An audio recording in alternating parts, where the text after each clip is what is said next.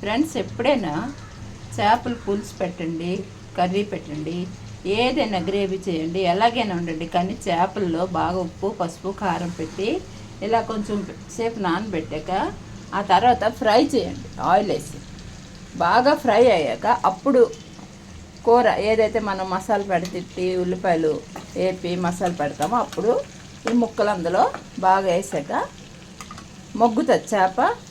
చేప తిన్నాక రుచిగా ఉంటుంది. ముక్క పచ్చి వేసారనుకోండి, ఆ ముక్క ఉడికిన ముక్క తింటే అంతగా బాగోదు. ఉడికిన ముక్క మంచిదే, కానీ వేపేసి ఫ్రై చేసి కూర చేస్తే, కర్రీ కనుక చేస్తే ఆ కర్రీ చాలా బాగుంటుంది. ఇది ఇప్పుడు రొయ్యలు ఇవి ఒక 100 రూపాయలు తెచ్చాను, అలా ఫ్రై చేశాను. అవి తినేస్తాంలేండి. ఏదైనా ఫ్రై చేసి వండితే కర్రీ డబుల్ రెట్టింపు, దానికి టేస్ట్ బాగుంటుంది.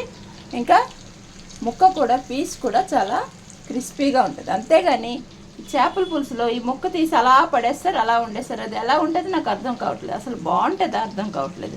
పచ్చి పచ్చిగా ఉంటుంది కదా, బాగోదు. చూడడానికి అయితే బాగుంటుంది, కానీ తినడానికి మాత్రం మంచిది కాదు, బాగోదు. మంచిది కాదని కాదు, బాగోదు. పచ్చి పచ్చిగా ఉంటుంది.